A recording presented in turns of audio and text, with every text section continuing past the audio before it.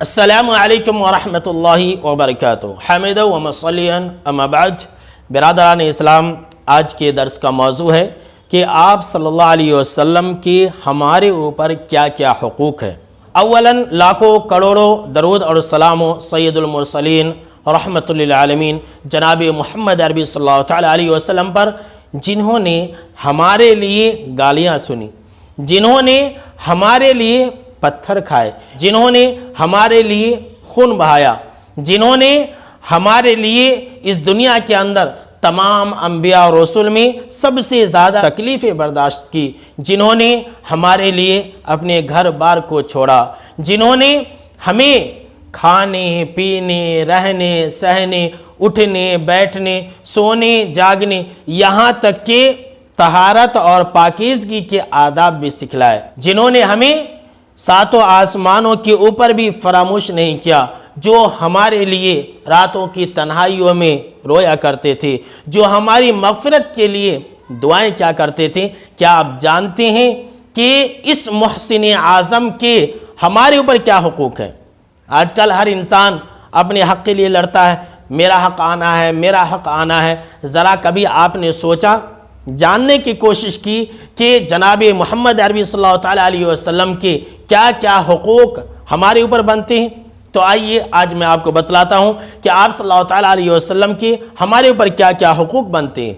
جناب محمد عربی صلی اللہ علیہ وسلم کا سب سے پہلا حق ہمارے اوپر یہ ہے کہ ہم آپ صلی اللہ علیہ وسلم کے اوپر کامل ایمان رکھیں، ہم آپ صلی اللہ تعالیٰ علیہ وسلم کو خاتم النبیین مانیں کہ آپ صلی اللہ علیہ وسلم ہی آخری رسول ہیں، آپ صلی اللہ علیہ وسلم کے علاوہ اس دنیا کے اندر قیامت تک کوئی دوسرا نبی نہیں آ سکتا ہے،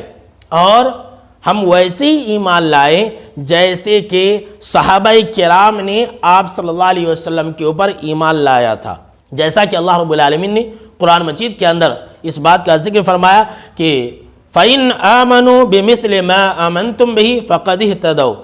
کہ اے دنیا کے لوگوں، اے دنیا کے مسلمانوں، اگر تم ویسا ہی ایمان لاؤ گے جیسا کہ صحابہ کرام لائے تھے تو تم ہدایت پر رہو گے۔